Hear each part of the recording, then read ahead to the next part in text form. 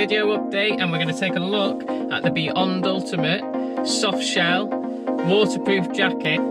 The rain is coming.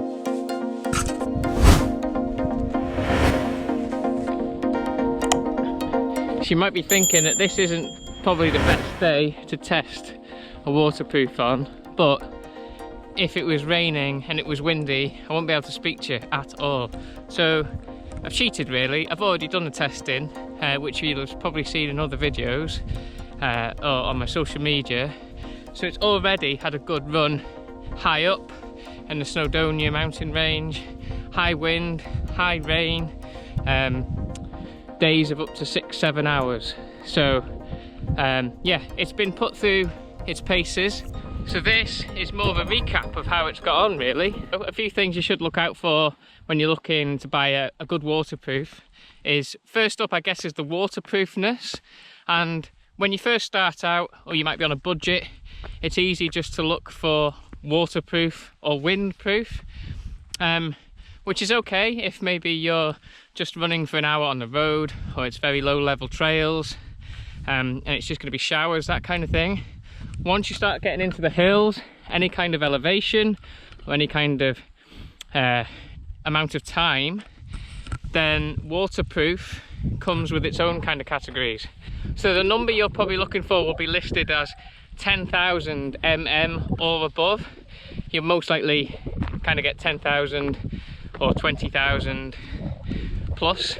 What that number is really indicating is just the amount of water pressure before it drips through. That number might be listed as hydrostatic head. That's kind of the posh name for it, or technical term. But in all honesty, it's just think of it as a pressure point. So the higher the number, the more pressure from the water it can take before it loses its waterproofness. So obviously that pressure can come from different points. If you have a pack on, then you've already put extra pressure through it. You might be moving around the mountains, you might put an arm down. But when you look at a waterproof jacket, probably more than any other bit of kit, it's more of an investment of how you feel, an investment of your safety. And yeah, if it takes a little bit longer to save up for a decent one, then perhaps that is the way forward.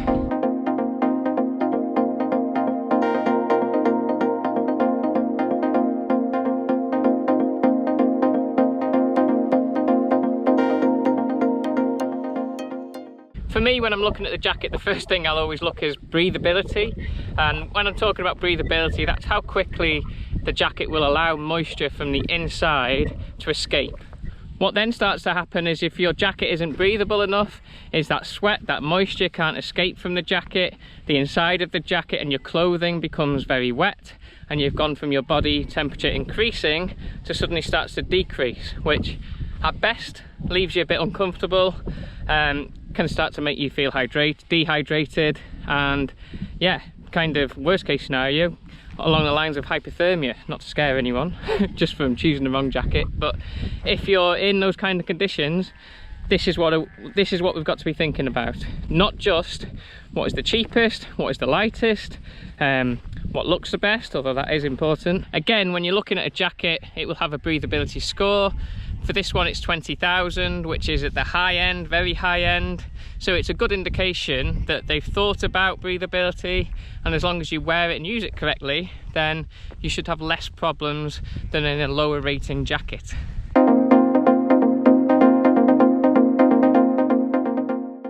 So now that we've ticked those boxes, what about the jacket itself? First up, it looks the nuts, doesn't it? Let's be honest. I love the fact that it's just all black apart from the branding. The cut is really nice. When I'm looking to buy a running jacket like this, there's 6, maybe 7 things that I'm looking out for. First up is the hood.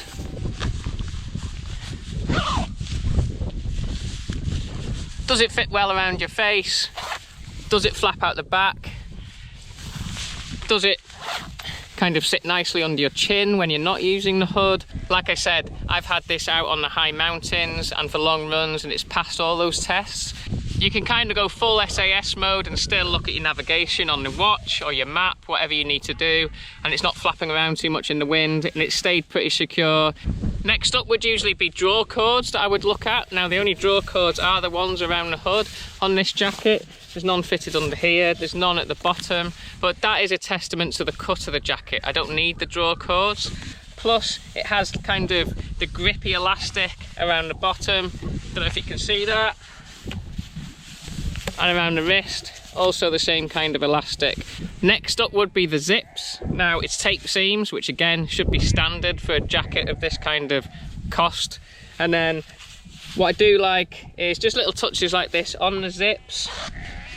It's not a little kind of fiddly zip that feels like it's going to break or you can't get hold of when you've got wet, cold hands or you're high in the windy mountains. Nice little bit of drawstring on there that you can use the zips with. Same on the main zip, nice and easy to get through. I've not had any issues in any kind of conditions getting the zip up and down. Sometimes that can be a sticking point. In the past I've had a size small with other brands and it still just completely drowns me, and that leaves a lot of extra material flapping around the wind. This is a size small and it fits true to size for me personally. Like, I'm 5'8", slim, not that this is Tinder, but you know, this is a true size small for me. I don't have to try and look for an extra small or anything like this. The medium is listed as 225 grams and it does feel very light. Sticking with the fit, you'll see in some of the videos that I've already taken that it does have a bit of this stretch material, which means that when I put it on over my pack, everything is secure and it still sits quite nicely on me. It's not that it has to have this big kind of parachuting effect when I'm up in the hills.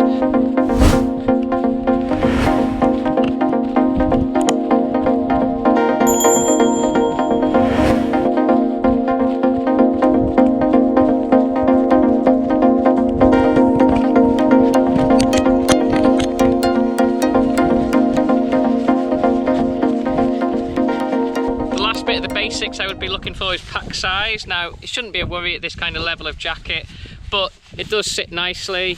It's nice, light, thin material, like I've already said. The zip goes up really easily when you're trying to pack it away, and for me, that I don't want to get my kind of wet weather jacket out, it will fit nicely in my pack and hopefully sit there all day without me having to get it out unless it's kind of extreme conditions.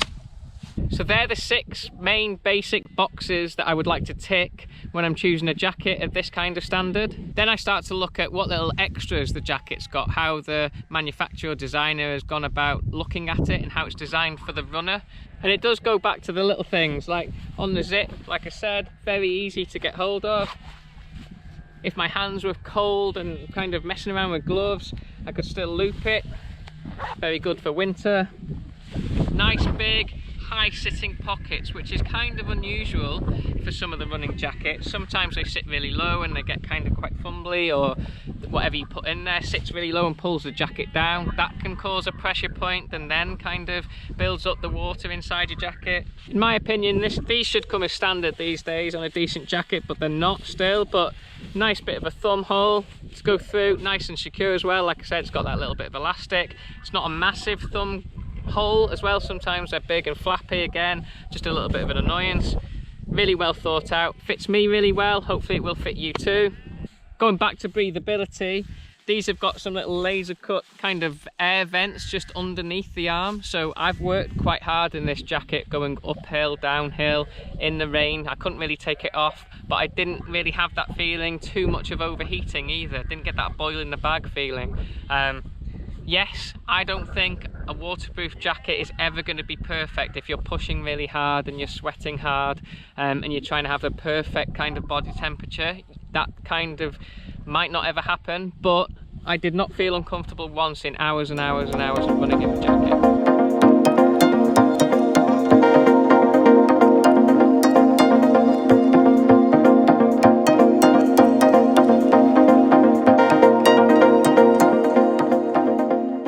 I guess the last kind of point I'll make about the jacket is that since I've had it, I've not just worn it when I'm out running. I've worn it to the zoo, I've worn it out in Manchester when it was hammering down, when I was out for a few drinks. It's the first kind of running jacket that, or any kind of running gear, I've been happy to wear out and about. It doesn't scream runner to everyone, and like I said, still looks the nuts, I think. So yeah, you can get lots more use out of it than just running in the rain or shoved in your pack. Really smart bit of kit. Hopefully some of those tips were useful when you're choosing your next waterproof jacket. If you've enjoyed the video, do all that good stuff, like, subscribe, share it with your friends, comment below if you've got any feedback and you want to see more of some things, less of other things. What do you want me to talk about? Any training tips? Any advice you want me to go through? And I will catch up with you in the next one.